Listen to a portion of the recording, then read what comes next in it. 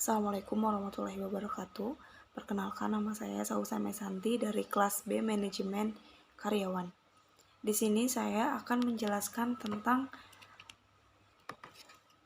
harta milik Allah dalam surat Al-Quran surat Al-Hadid ayat 7 yang berbunyi Aminu billahi wa rasulih wa anfiqu mimma jahalakum mustakhlafina fihi falladzina amanu minkum wa anfaqu lahum ajrun kabir,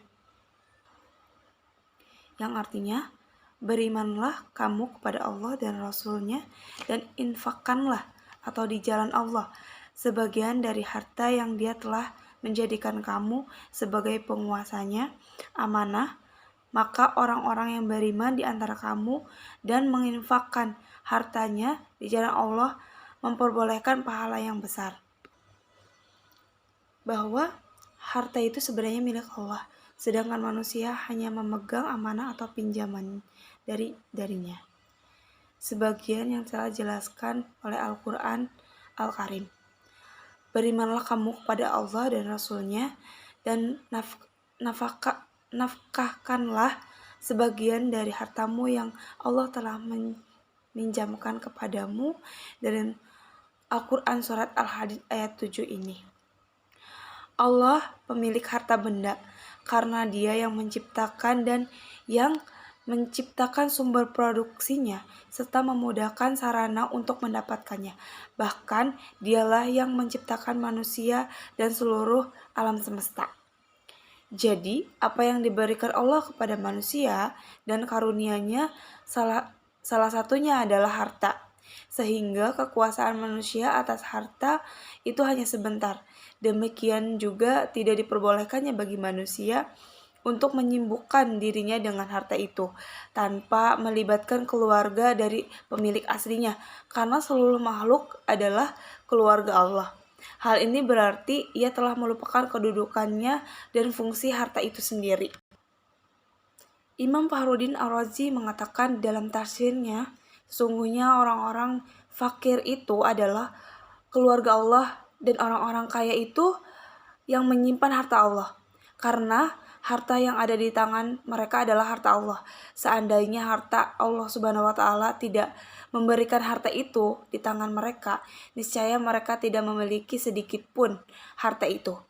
Maka bukan sesuatu yang aneh jika ada seseorang raja berkata kepada bendaharanya, berikan sebagian harta yang ada di gudang kepada orang-orang yang membutuhkan dari hamba-hambanya. Wajib bagi manusia yang mengemban amanah harta terikat dengan instruksi pemiliknya dan melaksanakan keputusan serta tunduk terhadap arah-arahannya dalam memelihara dan mengembangkannya. Dalam menginfakkan dan mendistribusikannya, bukan berkata seperti yang dikatakan oleh penduduk Madian kepada Nabi Syu'aib alaihissalam.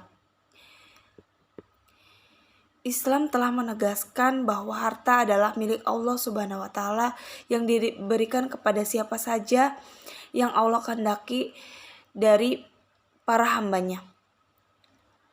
Allah mengamanahkan kepada mereka harta itu untuk melihat bagaimana mereka berbuat. Maka apabila mereka tidak beriltizam dengan perintah-perintah Allah, berarti mereka telah melanggar batasan-batasan perwakilan, sehingga harta itu harus diambil secara paksa atau tangan mereka dipukulkan ke batu. Sistem ekonomi Islam mengakui kepemilikan individu dan umum secara bersamaan. Masing-masing kepemilikan tersebut memiliki eksistensi masing-masing. Tidak ada yang diunggulkan antara yang satu dengan yang lain, walaupun demikian baik kepemilikannya. Baik kepemilikannya individu maupun umum, mesti digunakan untuk kemaslahatan umum, karena hak milik dan privasi datang dari Allah, sehingga mesti digunakan secara bertanggung jawab. setiap individu berhak untuk mengembangkan kepemilikan pribadinya dengan cara-cara yang dibenarkan menurut syariat Islam. Islam melarang umatnya untuk bermalas-malasan sehingga menjadi miskin disebabkan sifat tersebut. Tetapi Islam juga tidak membenarkan cara mendapatkan kekayaan hanya untuk bermodalkan uang tanpa melakukan usaha tertentu. Harta merupakan segala sesuatu yang dimanfaatkan secara legal menurut hukum syariat atau hukum Islam dan merupakan urat nadi kegiatan ekonomi. Menurut Islam, harta pada hakikatnya adalah hak milik Allah. Namun, karena Allah telah menyerahkan kekuasaannya atas harta tersebut kepada manusia, maka perolehan seseorang terhadap harta itu sama dengan kegiatan yang dilakukan oleh seseorang untuk memanfaatkan serta mengembangkan harta. Sebab ketika seseorang memiliki harta, maka esensinya dia memiliki harta tersebut hanya untuk dimanfaatkan dan terikat dengan hukum-hukum syariat. Maka dari itu, kita sebagai manusia hanya bisa berencana dan bersyukur atas apa yang diberikan oleh Allah kepada kita sebelaku umatnya. Karena sebagian harta yang kita punya adalah milik Allah. Pada saat harta itu akan diambil olehnya, kita hanya bisa bersyukur dan mensyukuri apa yang telah Allah berikan kepada kita. Maka dari itu, harta yang diberikan oleh Allah kepada kita harus dipergunakan dengan sebaik-baiknya. Dan kita sebagai manusia diberikan harta harus bisa memberikan sebagian harta itu kepada orang-orang yang membutuhkan. Baik itu kepada keluarga kita ataupun kepada orang-orang yang memang membutuhkan bantuan kita sebagai orang yang diberikan titipan harta itu. Sekian dan terima kasih.